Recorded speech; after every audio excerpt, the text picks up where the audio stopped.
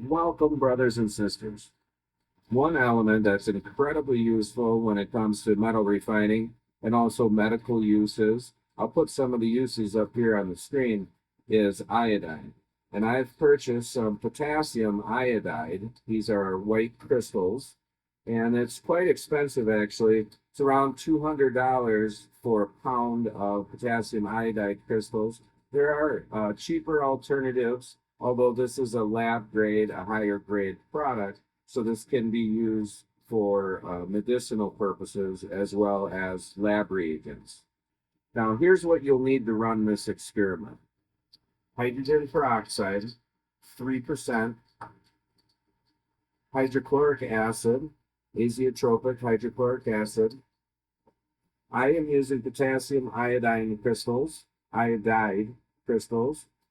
You can use other forms of iodine as your starting point, but I found this is the best material that I could find for an entry point for iodine. Got about a liter of tap water, and I'm going to put this in the refrigerator to get this cooled down.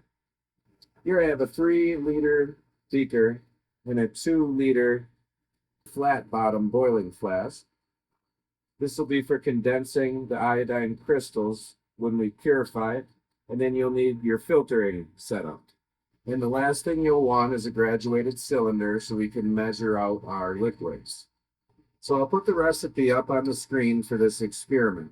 We'll want to start first with 20 grams of the potassium iodide. Go ahead and add the potassium iodide to a 500 milliliter Erlenmeyer flask. And to that, we're going to measure out 20 milliliters of distilled water. Add that to the Erlenmeyer.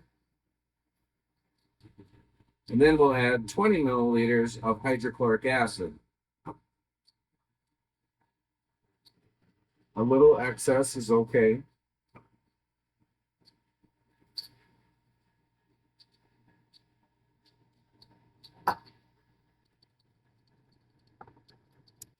Now add in just a few ml of additional water and a few ml of additional hydrochloric acid until all the potassium iodide dissolves in the solution.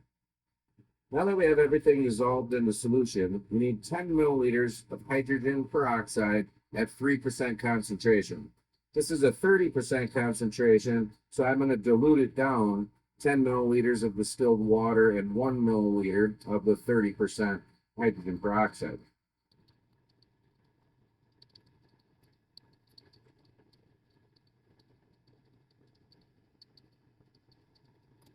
And now is where the reaction will take place when we pour in the hydrogen peroxide.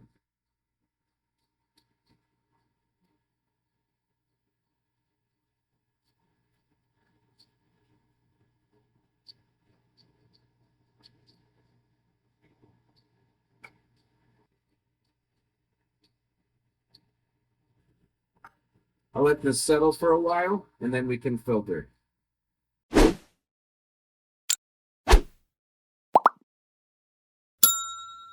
And here I'm just adding a little excess of the hydrogen peroxide.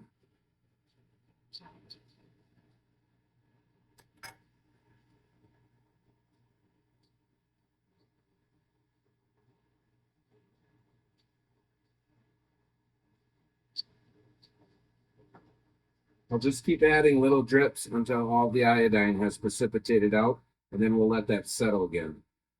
So that ended up taking about 35 milliliters of 3% hydrogen peroxide to get the reaction to completion.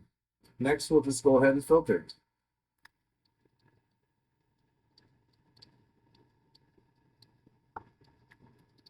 So here's my first filtering, and I've captured quite a bit of elemental iodine. But I realized my solution was too dark, so I added another 5 ml of the 30% hydrogen peroxide to precipitate everything else out. And now I'm going to go ahead and refilter. If you're using 3% hydrogen peroxide, you'd add an additional 50 milliliters to this solution. And now I think I've gotten everything to precipitate out. So we'll filter one more time.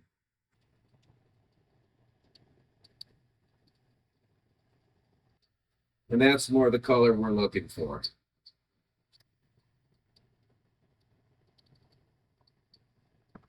Now we'll set this filtering to the side, and we'll get the rest of our solids transferred into our first filter.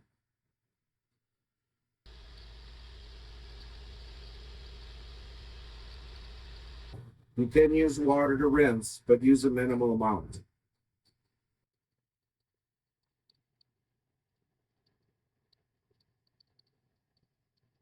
Put this filtrate with the other and save for later or neutralize and dispose of. Next, we'll transfer our solids to this 3-liter beaker here.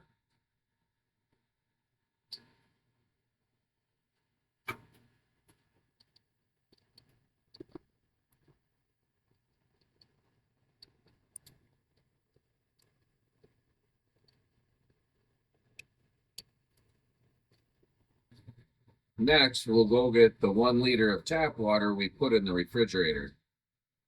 We'll add the chilled water to the boiling flask.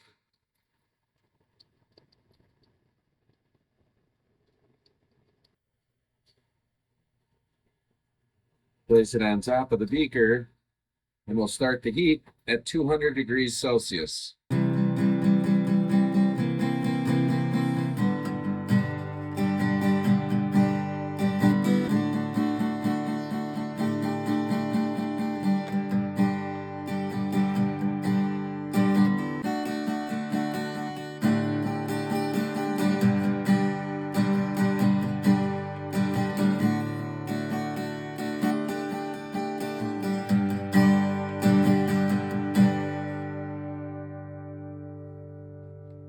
So that took quite a bit longer than I was expecting. This is the largest batch that I've ever run. It took about 4.5 hours. So I turned everything off when the reaction was over last night and let everything cool. And the elemental iodine fell off the glass beaker. And we're going to go in and collect that now. And we're going to get a weight.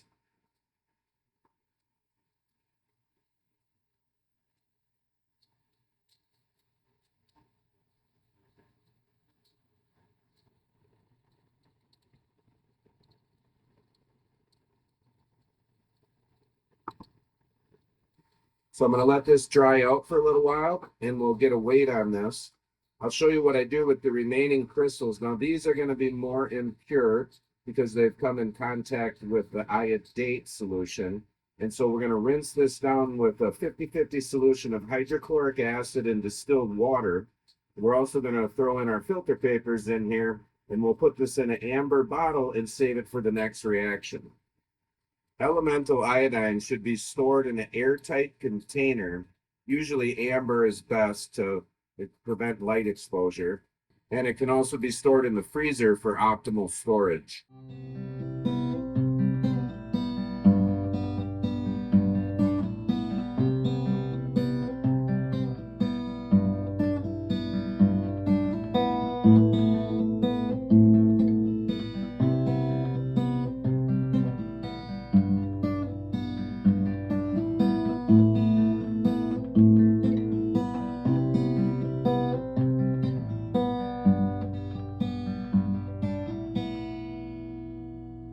So here's everything we've made. We have our potassium chloride back here, which we're going to pour into this amber bottle.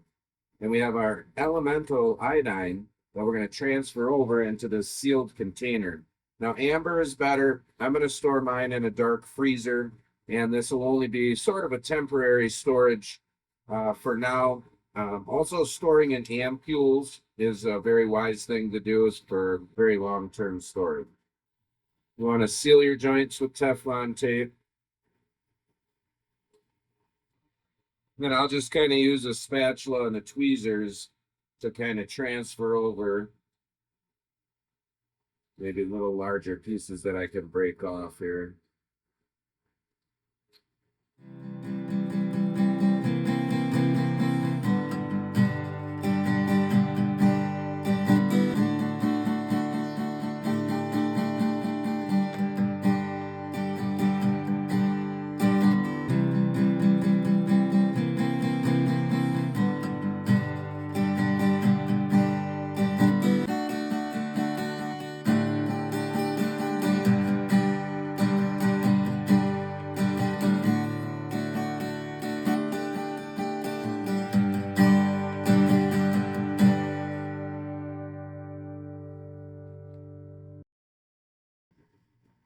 This I'll let dry out and we'll add it to our storage.